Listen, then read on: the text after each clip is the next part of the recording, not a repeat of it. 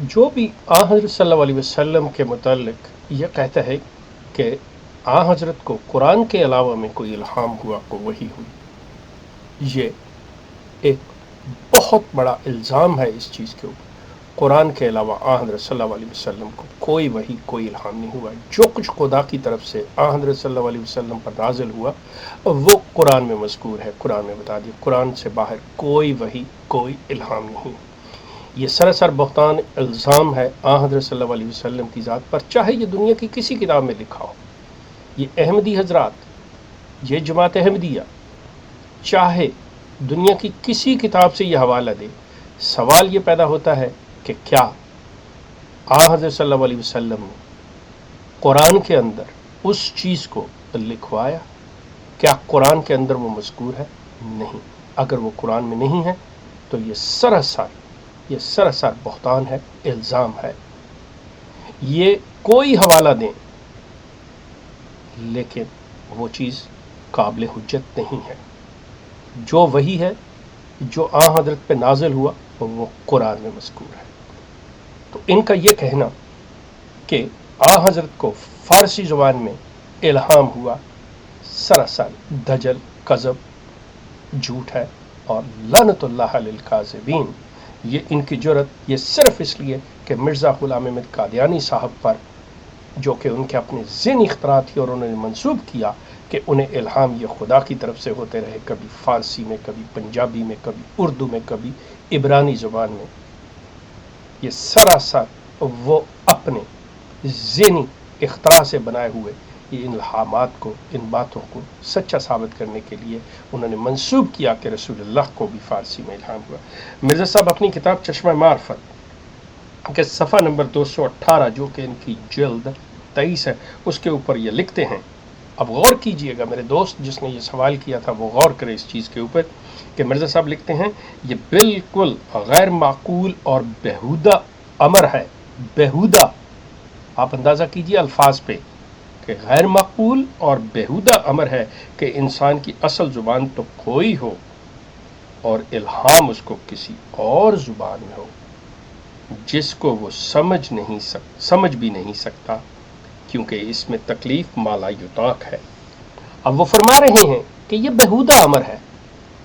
اب آپ غور کیجئے مرزا صاحب کس کو بیہودہ امر کہہ رہے ہیں؟ کس کو کہہ رہے ہیں جو ان کو انبیاء کو الہام کرے ان کی زبان کے علاوہ، کہ بتانے والا یا کرنے والا؟ اس کا فیصلہ آپ خود کیجئے مرزا صاحب کی تحریر سے جو انہوں نے چشمہ معرفت کے صفحہ نمبر 218 خود لکھی ہے، خود اقرار کر رہے ہیں اس چیز کو کہ یہ غیر معقول اور بیہودہ امر ہے کہ ایسی بات ہو کہ جو زبان اس کی نہ ہو اس میں اس سے الہام کیا جائے۔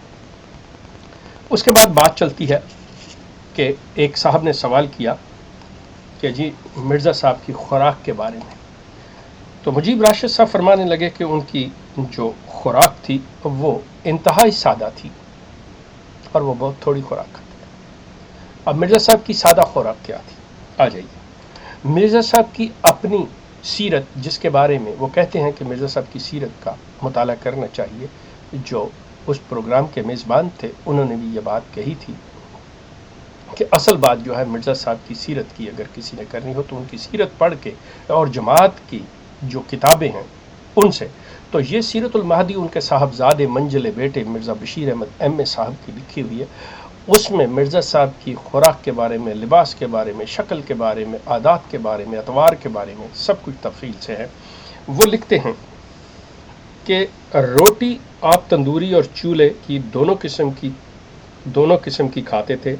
ڈبل روٹی چائے کے ساتھ یا بسکٹ اور بکرم کے ساتھ بھی استعمال فرما لیا کرتے تھے۔ اب روٹی کے بارے میں اور کوئی چیز باقی نہیں رہ گئی کہ سارا کچھ کھا لیا کرتے۔ سادگی ان کی یہ ہے کہ کوئی چیز انہوں نے چھوڑی نہیں۔ اس کے بعد آپ کے دسترخوان تو دیکھی گئی ہے، اور گوشت بھی ہر حلال اور طیب جانور کا آپ کھاتے تھے۔ پرندوں کا گوشت آپ کو مرغوب تھا۔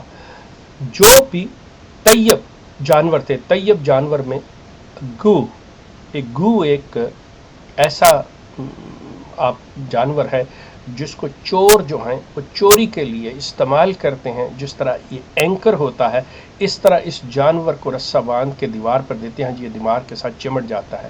اگر آپ اس کو کروکوڈائل، مگرمچھ یا چھپکلی کی زبان اس سے بڑا کر لیں تو یہ اس شکل کا ہوتا ہے۔ تو مرزا صاحب کے گھر میں یہ گو کا گوشت بھی پکا کرتا تھا۔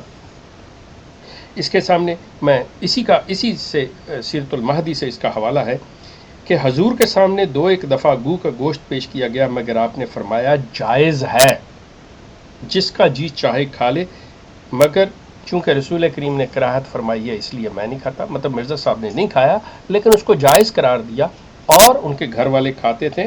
وہ کیسے کہ ان کے بچے جو تھے بعض اوقات اس چیز کو وہ کھا لیا کرتے تھے۔ اس کے بعد یہ باقاعدہ طور پہ اس پہ لکھا ہوا ہے اس میں کہ آپ کے مہمان خانہ بلکہ گھر میں بھی کچھ بچوں اور لوگوں نے گو کا گوشت کھایا، گو کا گوشت کھایا۔ اس کے بعد مرغ کا گوشت ہر طرح کا آپ کھا لیتے، سالن ہو یا بھنا ہوا ہو، کباب ہو، پلاؤ، مگر اکثر ایک ہی ران پر گزارا کر لیتے۔ پلاؤ بھی آپ کھاتے تھے، عمدہ کھانے یعنی کباب، مرغ، پلاؤ، انڈے، اس طرح فرینی، میٹھے چاول وغیرہ تب آپ کہہ کر پکوایا کرتے تھے۔ دودھ، بلائی، مکھن، یہ شاہ، بادام، روغن تک صرف قوت کے قیام اور ضعف کو دور کرنے کے لیے استعمال کرتے تھے۔ اب آپ اندازہ کر لیجئے یہ ان کی سادہ غذا تھی۔ اب میوہ جات میں یعنی پھلوں میں آپ کو انگور، بمبئی کا کیلا، ناگپوری سنترے، سیب، سردے، آم زیادہ پسند تھے۔ باقی میوے بھی آپ گاہے ماہے جو آتے رہتے تھے کھا لیا کرتے تھے۔ گنا بھی آپ کو پسند تھا۔ بازاری مٹھائیوں میں سے آپ کو کسی قسم کا پرہیز نہ تھا۔ اس بات کی پرچول تھی کہ ہندو کی ساخت ہے یا مسلمانوں کی، نہ اس بات کی انہیں کوئی زحمت ہوتی تھی کہ یہ ہندو کی ہے یا مسلمان کی ہے۔ جو بھی ہوتا تھا کھا لیتے، چاہے اس میں کوئی چیز بھی استعمال ہوئی ہو آپ کھا لیا کرتے تھے۔ یہ تو تھے مرزا صاحب کی اس خوراک کے بارے میں۔ اب آگے ان کے بارے میں ایک سوال آیا مرزا صاحب کے متعلق کہ یہ جو منصب ہے مہدی اور مسیح موعود کا، اس کو جناب مجیب راشد صاحب کہنے لگے کہ یہ دو منصب ہیں، یہ دیز آر ٹو ٹائٹلز۔ جس صاحب نے بھی یہ سوال پوچھا تھا میں ان سے عرض کروں گا، سب سے پہلی بات ہے کہ مجیب راشد صاحب جھوٹ بول رہے تھے، کذب سے اور افتراء سے کام لے رہے تھے۔ یہ دو منصب نہیں ہیں، قرآن میں کہیں بھی ان کو ٹائٹل قرار نہیں دیا گیا۔ اور مسیح موعود کو اگر دیکھیں تو یہ دو لفظ ہیں۔ دو لفظ کیا ہیں؟ مسیح اور موعود۔ مسیح نام ہے اور موعود وعدہ ہے، یعنی وہ مسیح جس کا وعدہ کیا گیا۔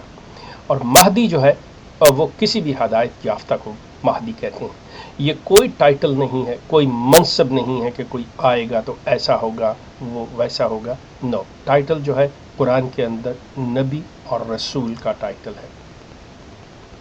اس کے لیے مرزا صاحب جو ہیں، جب انہیں کہا گیا کہ یہ ایک منصب، مرزا صاحب نے کہا کہ میں عیسیٰ ابن مریم ہوں۔ اب وہ اپنے آپ کو عیسیٰ ابن مریم کہہ رہے ہیں، لیکن مجیب راشد صاحب کہہ رہے ہیں کہ وہ مسیح تھے۔ اب سوال یہ پیدا ہوتا ہے، جس حدیث کی روح سے وہ کہہ رہے ہیں کہ یہ مسیح کا دعویٰ کیا ہے، وہ حدیث ہے جو بخاری کے اندر، اس کا ترجمہ کو یوں ہے، رسول اللہ فرماتے ہیں، یعنی مجھے اس ذات کی قسم ہے جس کے ہاتھ میں میری جان ہے کہ تم میں ضرور مسیح ابن مریم نازل ہوگا، جو حکم اور عدل بن کر تمہارے اختلافات کا فیصلہ کرے گا، اور وہ صلیب کو توڑ کر رکھ دے گا اور خنزیر کو قتل کر دے گا اور جنگ کو موقوف کر دے گا۔ اب یہاں پہ جو وعدہ کیا جا رہا ہے وہ مسیح عیسیٰ ابن مریم کا کیا جا رہا ہے۔ اب ان کے پاس سوائے اس کے یا تو اس حدیث کو غلط قرار دے دیں، اگر یہ کہتے ہیں کہ وہ عیسیٰ نہیں، اس عیسیٰ کا وعدہ نہیں ہے، اس کے مثیل کا ہے کہ اس جیسا آئے گا، تو اس حدیث میں کیا رسول اللہ کو مثیل کا لفظ استعمال کرتے ہوئے کوئی مسئلہ تھا، یا آپ کو مثیل کہنا نہیں آتا تھا رسول اللہ کو، یا رسول اللہ کی عربی ایسی نہیں تھی کہ ان کو یہ نہیں پتا تھا کہ میں نے مثیل کہنا ہے یا اصل بندہ کہنا ہے؟ سوال یہ ہے کہ اگر یہ ایسی بات نہیں تھی تو ان کو چاہیے کہ یا تو یہ اس حدیث کو غلط قرار دیں یا مرزا غلام احمد قادیانی کو غلط کہیں۔